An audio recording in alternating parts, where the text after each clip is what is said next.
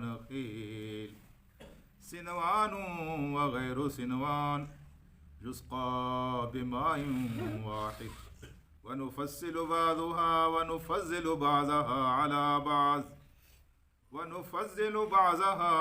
بعض في الأكل إن في ذلك لآيات لقوم يعقلون صدق اللہ العلی العظیم.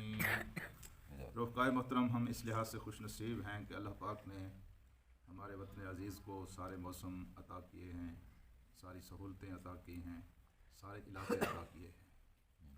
اگر آپ کو کبھی شمالی علاقات جات میں جانے کا اتفاق ہوا ہو یا کسی پہاڑی علاقے میں جانے کا اتفاق ہوا ہو تو وہاں آپ دیکھتے ہیں کہ چھوٹے چھوٹے زمین کے ٹکڑے جو ہیں وہ بڑے قیمتی اور بڑے زرخیز اور سونے کی طرح نظر آنے والے ہوتے ہیں. یہ خود ہمارا آبائی وطن جو تھا اس کے بالکل 5-6 کلومیٹر کے فاصلے پر پہاڑ تھے، اور ہم جب وہاں کھڑے ہو کر دیکھتے تھے تو یوں لگتا تھا گویا بالکل ہم دامن پہاڑ میں بیٹھے ہیں، لیکن وہ کم از کم 5-6 کلومیٹر کا فاصلہ ہوتا تھا. اور جب کبھی ہمیں ان پہاڑوں کے اندر جانے کا موقع ملتا تھا تو یقین فرمائیے کہ بہت فاصلے پر کوئی ایک ٹکڑا نظر آتا اور پھر کچھ دوسرا ٹکڑا نظر آتا. یعنی اتنی جگہیں بھی ان کو میسر نہیں تھیں یہاں وہ خاندان مل کر اپنے گھر آباد کر سکیں. ایک گھر یہاں ہوتا، دوسرا گھر وہاں ہوتا. ان آبادیوں کو رہنے کے لیے دامن پہاڑ میں کچھ بستیاں آباد کرنی پڑیں، اور دامن پہاڑ میں چھوٹی چھوٹی بستیاں تھیں، یعنی ان کے اندر رہنے کے لیے ان کو جگہ میسر نہیں تھی. جو چھوٹے چھوٹے ٹکڑے ان کو ملے ہوئے تھے وہ چھوٹے چھوٹے ٹکڑے اتنے قیمتی تھے کہ وہ اپنے علاقے میں ان ٹکڑوں کی وجہ سے اپنے آپ کو دوسروں سے ممتاز سمجھتے تھے اور اللہ تبارک و تعالیٰ کی نعمتوں کا حامل سمجھتے تھے. تو ایک طرف وہ صورتحال ہے اور دوسری طرف اللہ پاک نے آپ کو جو نعمت دے رکھی ہے اس کا آپ اندازہ لگائیں کہ کتنی ہموار زمین ہے. ایک خطے کے ساتھ دوسرا خطہ ملا ہوا ہے، سینکڑوں میل تک گاڑیاں دوڑتی ہیں، فصلیں اگاتے ہیں، بھاگتے ہیں، دوڑتے ہیں، کارخانے لگاتے ہیں، بستیاں آباد کرتے ہیں، کالونیاں کاٹتے ہیں، مارکیٹیں آباد ہوتی ہیں. اللہ پاک نے آج اس کا تذکرہ کیا ہے. یہ کوئی چھوٹی نعمت نہیں ہے جو ہم نے تمہیں دی.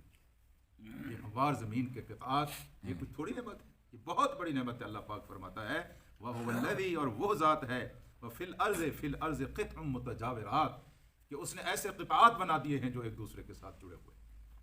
بس ایک چھوٹی سی لائن ہے کہ یہ میرا ہے اور یہ آپ کا ہے اور یہ آپ کا ہے، لیکن ایک وسیع سلسلہ ہے. اللہ پاک فرماتا ہے یہ ہم نے ایک نعمت آپ کو عطا کی ہے. اور پھر وَجَنَّاتٌ مِّن نَخِيلٍ، پھر ان کے اوپر ہم نے باغات اگائے ہیں. ان کے اوپر آپ نے غور کیا ہے یہ کتنے بڑی نعمت ہے ہماری. جی باغات ہیں، ایک باغ نہیں ہے، کئی باغات ہیں. من عناب، انگور کے باغات ہیں، اور وزروع، اور اس میں کھیتیاں ہیں، ونخیل، اور اس میں کھجور کے باغات ہیں.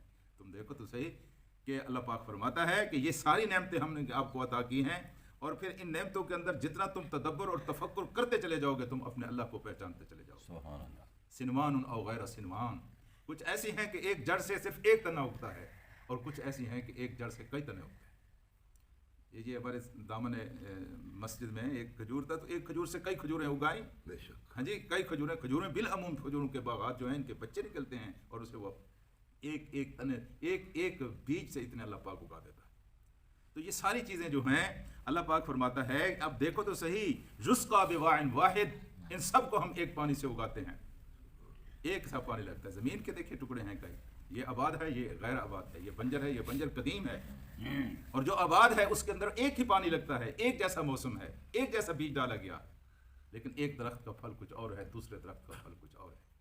اور پھر اس درخت کے اوپر لگے ہوئے جو پھل ہیں ان کو آپ دیکھیے، ایک کا رنگ کچھ ہے، دوسرے کا رنگ کچھ ہے، ایک کا وزن کچھ ہے، دوسرے کا وزن کچھ ہے. کچھ پھل ایسے ہیں جو درختوں کے اوپر پک کر گرتے ہیں، کچھ پھل ایسے ہیں جن کو پہلے توڑ لیا جاتا ہے. اس کے اوپر غور کریں تو آپ انسان کچھ ایسے ہیں کہ جن کو بچپن میں اللہ تبارک و تعالیٰ اٹھا لیتا ہے، کچھ بڈھے کھوسٹ ہو کر مرتے ہیں.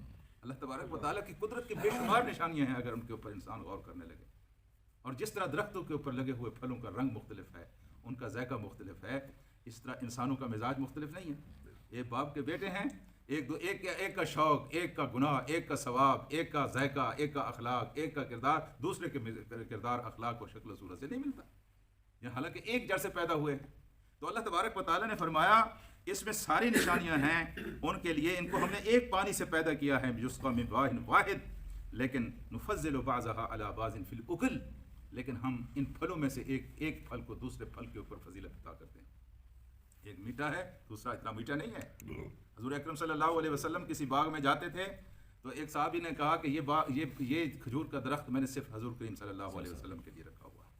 جب وہ جاتے تھے تو کھجور کا خوشہ توڑ کر آپ کے سامنے لا کر رکھ دیتے تھے. ہاں جی.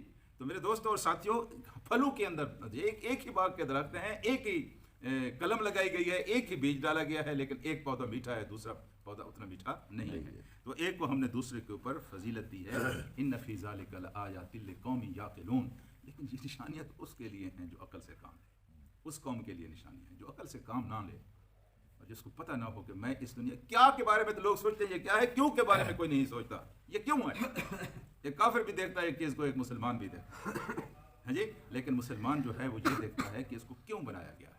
جب تک آپ کو علم آپ کو پتہ ہو جائے کہ اللہ پاک نے اللہ تبارک و تعالیٰ نے آپ کو کسی وجہ سے آپ کے آرڈر ہو گیا آپ ڈی سی ہیں، آپ کو پتہ نہ ہو کہ آپ ڈی سی ہیں، ڈپٹی کمشنر ہیں، ضلع کے مالک ہیں. جب آپ کو پتہ نہیں ہوگا تو آپ نہ اپنی قدر کر سکیں گے نہ اس نعمت سے آپ فائدہ اٹھا سکیں گے. آپ کو اللہ تبارک و تعالیٰ نے چوک اعظم کا تھانے دار نہیں بنایا. آپ کو اللہ تبارک و تعالیٰ نے تحصیل لیا کا اے سی نہیں بنایا. آپ کو اللہ تبارک و تعالیٰ نے ضلع لیا کا ڈی سی نہیں بنایا. صوبہ پنجاب کا وزیر اعلیٰ نہیں بنایا. پاکستان کا بادشاہ نہیں بنایا. اللہ پاک نے آپ کو چین کا صدر، روس کا صدر نہیں بنایا. اللہ تبارک و تعالیٰ نے آپ کو کائنات کا خلیفہ بنایا ہے، اپنا قائم مقام بنایا. یہ کوئی چھوٹی آپ اللہ انی جاعل فی الارض خلیفہ. ہم نے انسان کو زمین کے اوپر اپنا نائب بنا کر بھیجا ہے. جو اللہ کے اختیارات ہیں ان کی نیابت آپ کر رہے ہیں، لیکن یہ ہے اس قوم کے لیے جس قوم کے اندر یہ اللہ تبارک و تعالیٰ نے آپ کو دیکھیں. آپ کا وجود ہاتھی آپ نے دیکھا ہے، ہاتھی کے وجود سے آپ کا وجود کم ہے، گھوڑے کے وجود سے آپ کا وجود کم ہے، بھینس کے وجود سے آپ کا وجود کم ہے. ان کی طاقت بھی زیادہ ہے اور ان کی قوت بھی زیادہ ہے، ان کا وزن بھی زیادہ ہے. آپ کا وزن اس سے کم ہے، لیکن کائنات کے اندر اللہ پاک نے آپ کو شاہکار بنا کر بھیجا ہے. سب لوگ کہتے ہیں کہ ساری مخلوق، دوسری طرف انسان اس سے سب سے افضل ہے، اشرف المخلوقات. آپ سے زیادہ خوبصورت مخلوق بھی ہے. ایسے ایسے پرندے دیکھیں جن کو دیکھ کر بے اختیار زبان کے اوپر ہے سبحان اللہ. ہاں جی. گلاب کا پھول، انسان کے چہرے کو کبھی کبھی خوبصورتی بیان کرنے کے لیے گلاب کے پھول کی مثال دینی پڑتی ہے. اللہ نے تھوڑا خوبصورت بنایا ہے. دنیا کے اندر خوبصورت چیزیں بھی بہت ہیں، دنیا کے اندر طاقتور چیزیں بھی بہت ہیں، دنیا کے اندر وزنی چیزیں بھی آپ سے زیادہ ہیں، لیکن آپ اشرف المخلوقات ہیں. کیوں ہیں اشرف المخلوقات؟ اس لیے کہ اللہ تبارک و تعالیٰ نے آپ کو عقل کی دولت عطا کی. یہ چیز آپ کو مخلوقات سے ممیز کرتی ہے، ممتاز کرتی ہے. لیکن ایک انسان کے پاس آنکھیں ہوں، آنکھوں کے اوپر پٹی باندھے، ہاتھ ہوں، ہاتھوں کو نہ ہلائے، کان ہوں، کانوں کے اندر وہ روئی ٹھونس لے، ناک کو بند کر لے، ہاں جی، ہاتھوں کو باندھ لے، پاؤں کو باندھ لے، تو اس کا اپنا قصور ہوگا. ورنہ دینے والے نے تو اس کو آنکھیں بھی دی ہیں، اس سے دیکھے. دینے والے نے اس کو کان دیے ہیں، اس کو سنے. دینے والے نے اس کو ناک دیا، اس سے سونگے. ہاں جی. دینے والے نے تو دیا ہے. عقل دینے والے نے آپ کو دے رکھی ہے. اگر آپ اس کو استعمال نہیں کرتے تو اس میں دینے والے کا قصور نہیں ہے، آپ کا قصور. سوچو گے تو ہم تک پہنچو گے، اللہ تعالیٰ کہتا ہے. سوچو گے نہیں تو ہم تک نہیں پہنچو گے. یہ اولیاء کرام مراقبہ کرایا کرتے تھے. اس کا کیا مطلب ہوتا تھا؟ یہ بٹھا کر سوچتے تھے کہ سوچو کہ تم کیوں آئے ہو، تمہارا یہاں انجام، اور پھر آخر کار تم نے کہاں جانا ہے. یعنی آپ اندازہ لگائیں، یہ سوچنے کی جب انسان کے اندر عادت پڑ جاتی ہے، یقین فرمائیے کہ یہ نمازوں سے زیادہ انسان کی تربیت کرتی ہے. آپ اب ایک پھل کو خریدنے کے لیے وہاں سوچنے کی عادت ہو کہ یہ پھل اللہ نے کیسے بنایا، کیوں بنایا. یہ دیکھیں، سوچیں، جو چیز کر رہے ہیں اس کے اوپر سوچیں. یہ عقل ہے جو انسان کو اور مسلمان کو دوسری قوموں سے ممتاز کرتی ہے. جتنا آپ سوچیں گے، یقین کہ نفلیں پڑھنے سے اتنے آپ کے ذات کے اندر وہ تبدیلی نہیں آئے گی جتنی اس تفکر و تدبر کے ذریعے آپ کے اندر تبدیلی آئے. اس لیے قرآن بار بار کہتا ہے افلا یتدبرون فی القرآن. تم تو قرآن میں تدبر نہیں کرتے. لعلکم تعقلون، تاکہ یہ عقل سے کام لیں. تو عقل سے کام لینا یہ میرے دوستو انسان کا اور پھر مسلمان کا شیوا ہے، اور اللہ پاک اس کی تعلیم بھی دیتا ہے، ترغیب بھی دیتا ہے. اللہ سے دعا کرتے ہیں کہ اللہ تبارک و تعالی ہمیں قرآن کو سمجھنے اور اس کے اوپر عمل کرنے کی توفیق عطا فرمائے.